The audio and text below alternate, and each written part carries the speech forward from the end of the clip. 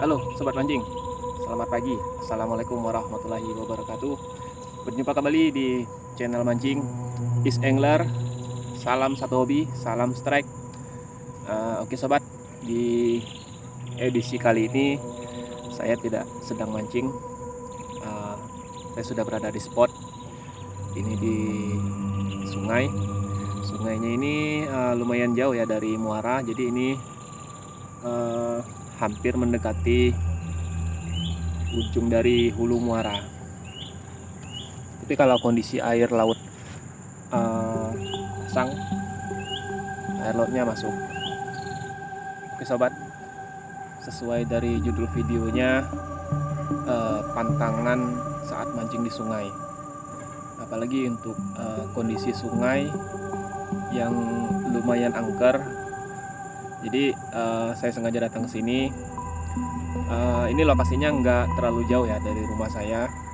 Jadi dari waktu saya kecil, saya juga sudah sering mancing di sini. Dan sungai ini sangat-sangat masih menyimpan misteri. Jadi sebagai informasi, sungai ini berlokasi di Kota Pangkal Pinang. Ini tepatnya di Kelurahan Jeramah Gantung, Provinsi Kepulauan Bangka Belitung. Sungai ini disebut dengan nama Sungai Jeramah Gantung. Asal muasal nama Jeramah Gantung itu, kalau di sini bahasa Jerambah itu artinya jembatan. Jadi dulunya ada jembatan gantung. Itu peninggalan dari zaman Belanda dulu. Jadi ini sungai sudah sangat lama, sudah sangat tua. Dan kalau sepengetahuan saya, dari saya kecil sampai sekarang di sini sudah ada sekitar 10 orang yang meninggal di sini. Mohon maaf. Dan semuanya rata-rata meninggal dengan cara yang sangat memprihatinkan. Bisa dikatakan ada yang beberapa yang nggak wajar lah. Jadi sobat, di sini saya akan memberikan beberapa info pantangan yang sama sekali tidak boleh dilanggar bila beraktivitas di sungai ini. Ya mungkin kalau di daerah kalian juga memiliki pantangan, dan saya rasa setiap daerah juga memiliki perbedaan ya. Jadi saya akan memberikan info detailnya kalau di daerah saya ini pantangan apa saja yang tidak boleh dilanggar. Jadi saya sekaligus juga akan memberikan tipsnya untuk para angler, baik itu mancing dari pinggiran ataupun berperahu di tengah sungai. Nah, untuk tips yang pertama, kita wajib permisi atau memberi salam. Jadi istilahnya kita datang ke rumah orang, kita sebagai tamu tentu kita harus memberikan kesan yang sopan, tidak boleh sesumbar ataupun banyak bicara. Itu sama sekali tidak boleh, sangat-sangat dilarang. Untuk tips yang kedua, ini khususnya untuk mancing di sungai, ya kalau bisa jangan pernah membawa anak kecil, karena jelas di saat kita mancing kita tidak akan bisa mengontrol penuh anak tersebut. Kita tidak tahu kondisinya, lengah sedikit bisa-bisa bahaya mengintai si anak. Tips yang ketiga, ini bisa dibilang pantangan khususnya untuk di Sungai Jeramah Gantung ini.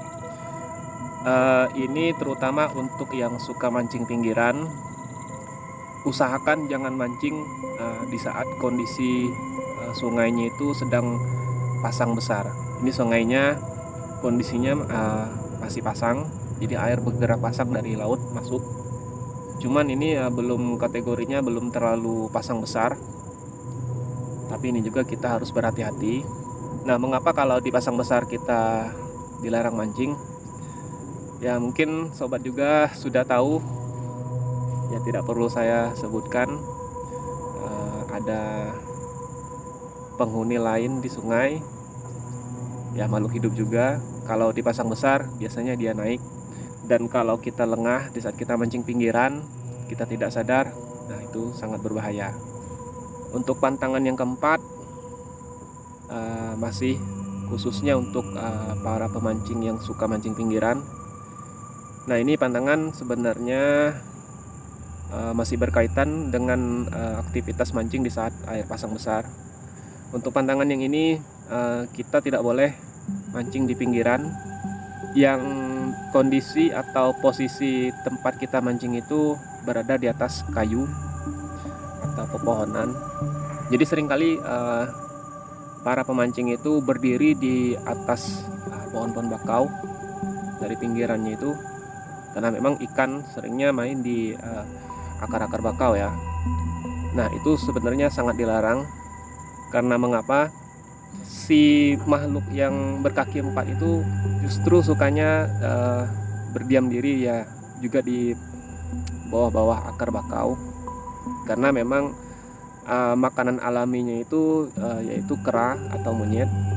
Nah, jika kita mancing di atas pepohonan, itu mengakibatkan bisa-bisa kita yang dianggap menjadi makanan alaminya, ataupun jadi penglihatannya seperti seolah-olah kita adalah kera atau monyet. Nah, jadi kalau ingin mancing, jangan berdiri di atas pepohonan. Lebih baik kita menggunakan perahu di tengah sungai daripada kita berdiri di atas pepohonan.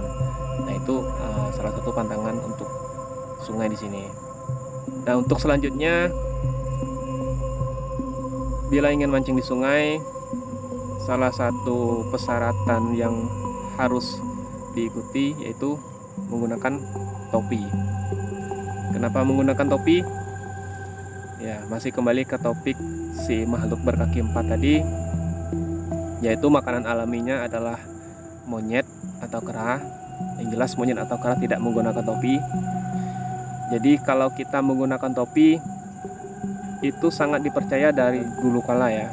Sudah emang adat dari nenek moyang dulu.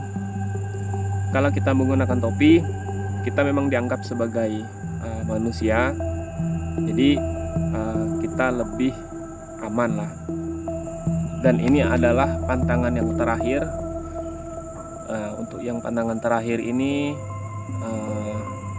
sebenarnya ini adalah berupa benda yang sangat dilarang. Kalau kita ingin mancing di sungai, itu sama sekali tidak boleh. Bahkan kalau kita ingin mancing dengan menggunakan perahu, kaptennya pasti selalu tanya, apakah kalian membawa benda itu? Nah, benda itu adalah dua benda. Sebenarnya benda ini adalah berupa makanan, dan tentu saja saya juga sekarang tidak membawanya karena saya tidak mungkin melanggar pantangannya. Oke sahabat, saya rasa cukup sampai di sini dulu penjelasan tentang beberapa pantangan khususnya di sungai. Semoga info dari saya ini bermanfaat. Saya doakan semoga kita semua para pemancing selalu dalam perlindungan, tetap utamakan keselamatan, jaga diri. Silahkan share video ini ke teman-teman lainnya di media sosial agar semakin banyak para teman-teman pemancing kita yang mengetahui info ini. Jangan lupa dukungannya untuk subscribe, like, dan komen. Sampai jumpa kembali di video saya selanjutnya. Salam satu hobi, salam strike. Assalamualaikum warahmatullahi wabarakatuh. Oke sobat, kita balik lagi ya ke pembahasan yang tadi. Jadi dua benda yang tidak boleh dibawa ke sungai itu adalah sebenarnya berupa makanan. Nah, yang pertama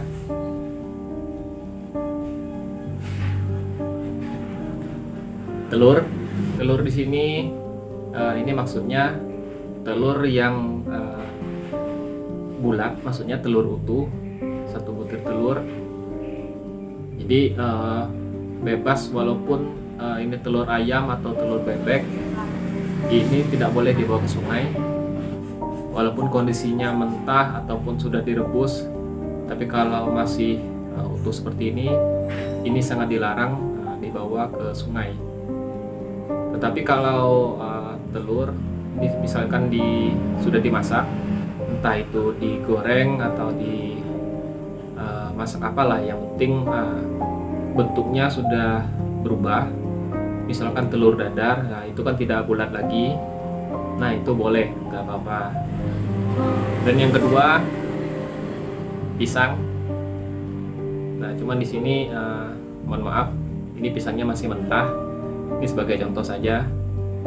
Nah pisang di sini maksudnya sama seperti telur tadi, kita tidak boleh membawa buah pisang, maksudnya pisang yang masih belum diolah, masih berupa buah pisang utuh, itu sangat-sangat dilarang.